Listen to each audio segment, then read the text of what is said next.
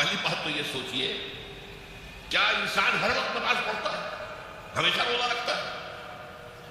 جب اللہ کہہ رہا ہے میں نے تو پیدا ہی کیا میری عبادت کے لیے، کوئی اور کام اگر وہ کر رہا ہے تو وہ میرے مقصد تخلیق کے خلاف کر رہا ہے۔ وَمَا خَلَقْتُ الْجِنَّ وَالْإِنسَ إِلَّا لِيَعْبُدُونِ، میں نے تو جنوں اور انسانوں کو صرف اس لیے پیدا کیا کہ میری عبادت کرو۔ تو اصل میں بات کیا ہے؟ یہ نماز، روزہ، حج اور زکوٰۃ یہ بھی عبادات تو ہیں، اصل عبادت کچھ اور ہے۔ اصل عبادت کیا ہے؟ الحمدللہ وکفیٰ والصلاة والسلام علی عبادہ الذین اصطفیٰ، خصوصاً علی افضلہم وخاتم النبیین محمد الامین وعلی آلہ وصحبہ اجمعین۔ اما بعد فاعوذ باللہ من الشیطان الرجیم، بسم اللہ الرحمن الرحیم۔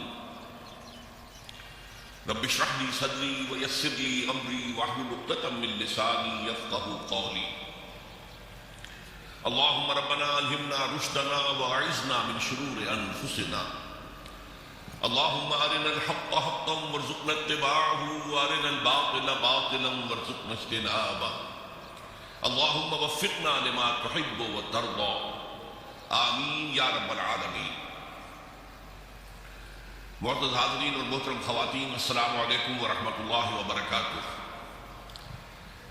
آپ کے علم میں ہے کہ میرا آج کی گفتگو کا عنوان ہے کلمہ طیبہ،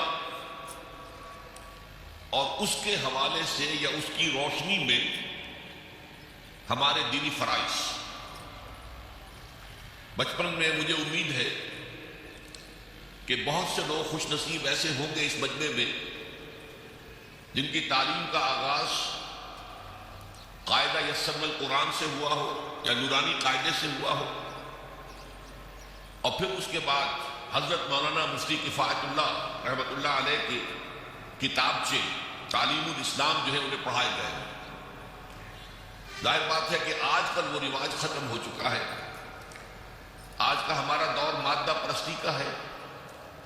ہماری تعلیم میں بھی آپ کو معلوم ہے کہ کنڈر گارڈن جو ہے اس سے بات شروع ہوتی ہے، اور ممی اور پاپا یہ الفاظ جو ہیں بچوں کو سکھائے جاتے ہیں۔ اللہ اور اس کے رسول کا نام عام طور پر نہیں پڑھایا جا رہا، لیکن یاد ہوگا آپ کو کہ اس سلسلے میں سب سے پہلے ایمان مفصل، ایمان مجمل یاد کرائے جاتے تھے۔ ایمان کیا کیا ہے؟ پھر 6 کلمے پڑھائے جاتے تھے۔ یہ 6 کلمے یوں سمجھیے کہ اسلام کی تعلیمات کا لب لباب اور خلاصہ۔ ان میں سے پہلے 2 کلمے کیا ہیں جو اہم ترین؟ کلمہ طیبہ لا الہ الا اللہ محمد رسول اللہ صلی اللہ علیہ وسلم۔ یہ مختصر ترین کلمہ ہے، اسے ہم کلمہ طیبہ کہتے ہیں، اور یہ سمجھیے کہ ہمارے دین کی جڑ اور بنیاد اور اساس ہے۔ دوسرا کلمہ اسی میں لفظ شہادت کا اضافہ ہو کر اشہد ان لا الہ الا اللہ واشہد ان محمد رسول اللہ صلی اللہ علیہ وسلم۔ یہ کلمہ شہادت جو ہے یہ اسلام میں داخلے کا شاہ درا ہے۔ شاہ درا، در کہتے ہیں دروازے کو، شاہ درا بہت بڑا دروازہ۔ جو لوگ دلی سے واقف ہیں انہیں یاد ہوگا، معلوم ہوگا کہ دلی جو ہے وہ جمنا ندی یا جمنا دریا کے مغرب میں واقع ہے، اور مشرق سے جو بھی آتا ہے یو پی سے، اس کو پہلے ایک قصبے سے گزرنا پڑتا ہے جس کے بعد پل آتا ہے جمنا کا، اور اس قصبے کا نام ہے شاہ درا کا۔ اسی طرح کا شاہ درا ایک لاہور میں ہے۔ لاہور جو ہے وہ راوی کے جنوب مشرقی کنارے پر ہے، آباد ہے شہر۔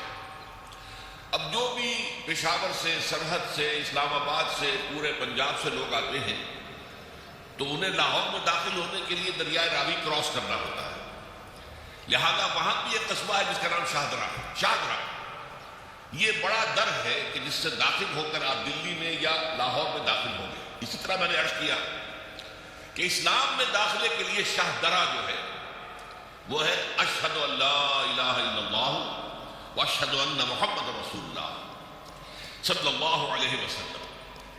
آج میں انہی 2 کے حوالے سے آپ کے سامنے کچھ باتیں رکھ رہا ہوں۔ باتیں بالکل بنیادی ہیں، اور میں سمجھتا ہوں کہ آپ کے ذہنوں کے اندر موجود ہیں، صرف یہ ہے کہ آپ نے شاید زیادہ کبھی شعوری طور پر توجہ نہ دی ہو اور ان کے بارے میں کہیں گہرا غور و فکر نہ کیا ہو۔ دیکھیے پہلا جز کیا ہے؟ لا الہ الا اللہ، کلمہ توحید ہے یہ، اللہ کے سوا کوئی معبود نہیں۔ اب اس کا تقاضا کیا ہے؟ اور دوسرا جز ہے محمد الرسول اللہ صلی اللہ علیہ وسلم، اس کا تقاضا کیا ہے؟ اللہ کے سوا کوئی معبود نہیں، معبود برحق صرف اللہ۔ اس کا کیا مطلب ہے؟ عبادت صرف اس کی ہو، کوئی معبود نہیں اللہ کے سوا، عبادت اسی کی ہو۔ اس عبادت کا مفہوم کیا ہے؟ قرآن مجید میں بہت سے انبیاء کی اور رسولوں کی دعوت بیان ہوئی اور نام بنام کہا گیا، ان کی دعوت کیا تھی؟ ان اعبدوا اللہ ما لکم من الہ غیرہ، اللہ کی عبادت کرو، تمہارا کوئی الہ اس کے سوا نہیں۔ اس کے ساتھ ہی بعض صورتوں میں ایک لفظ کا اضافہ ہوتا ہے، سورہ شعراء ان اعبدوا اللہ واطیعون، عبادت اللہ کی کرو، میری اطاعت کرو۔ تو اللہ کی عبادت کیا ہے جس کے لیے سورہ ذاریات میں فرمایا وَمَا خَلَقْتُ الْجِنَّ وَالْإِنسَ إِلَّا لِيَعْبُدُونِ، میں نے نہیں پیدا کیا ہے جنوں اور انسانوں کو مگر صرف اس لیے کہ میری عبادت کرو۔ تو معلوم ہوا کہ لا الہ الا اللہ کا تقاضا کیا ہے؟ ہمہ تن ہمہ وقت اللہ کی عبادت۔ یہ عبادت کیا ہے؟ بدقسمتی سے مسلمانوں پر جو زوال آنا شروع ہوا خلافت راشدہ کے بعد سے، ایک زوال اسلام کا شروع ہو گیا، اگرچہ مسلمانوں کا تو عروج جاری رہا۔ دور بنو امیہ میں، دور بنو عباس میں دنیاوی اعتبار سے سطوت، شان اور شوکت بڑھتی چلی گئی، لیکن اسلام جو ہے اس کے اندر زوال شروع ہو گیا۔ سب سے پہلا زوال کیا آیا؟ وہ خلافت کہ جو مسلمانوں کو اپنے میں سے کسی بہترین شخص کا انتخاب کر کے جس کا تعین ہونا چاہیے تھا، وہ خلافت موروثی عہدہ بن گئی، خاندانی بات بن گئی، قبائلی بات بن گئی۔ یہ ہمارے زوال کا پہلا منظر تھا۔ بہرحال اس کے بعد رفتہ رفتہ ہمارے تصورات بھی کچھ محدود ہوتے چلے گئے، ہوتے ہوتے بات یہاں تک پہنچی کہ عبادت کا مطلب ہے نماز، روزہ، حج اور زکوٰۃ۔ اب پہلی بات تو یہ سوچئے، کیا انسان ہر وقت نماز پڑھتا ہے، ہمیشہ روزہ رکھتا ہے؟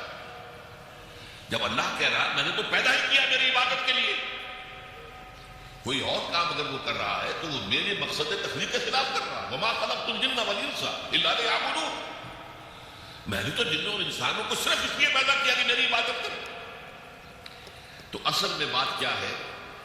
یہ نماز، روزہ، حج اور زکوٰۃ یہ بھی عبادات تو ہیں، اصل عبادت کچھ اور ہے۔ اصل عبادت کیا ہے؟ عبد کہتے ہیں غلام کو۔ غلام پچھلے زمانے کا تصور کیجیے، یہ ایسا نہیں تھا جیسے آپ کسی کو ملازم رکھ لیں۔ آج امپلائی ریلیشن شپ یہ اور ہے۔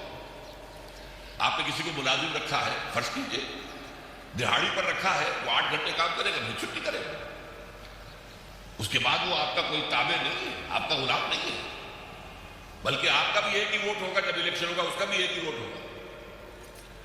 تو اصل میں غلام جو ہوتا تھا وہ ہمہ وقت، ہمہ تن، ہمہ جہد، ہمہ وجود بندگی کرتا تھا، اطاعت کرتا تھا۔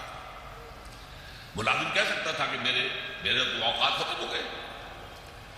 آپ نے کسی کو رکھا خانسامہ کی حیثیت سے، اور فرض کیجئے ابھی فلش سسٹم نہیں آیا تھا تو بیت الخلاء جو ہے آپ جس طرح کے ہوتے تھے سب کو یاد ہے، کسی دن بھنگر نہیں آئی، آپ کہیں اس سے خانسامہ سے کس طرح جاؤ بیت الخلاء صاف کراؤ، وہ صاف کہہ کہ صاحب میں آپ کا میں تو خانسامہ ہوں، میں آپ کو کھانا پکا کر دینے کا پابند ہوں، میں یہ آپ کا بیت الخلاء صاف کرنے کا تو پابند نہیں ہے، کہے گا کہ نہیں کہے گا؟ لیکن غلام نہیں کہہ سکتا، غلام تو ملکیت ہے، وہ 24 گھنٹے کا مطیع ہے، جو کام کہا جائے کرنے پر مجبور ہے، انکار نہیں کر سکتا۔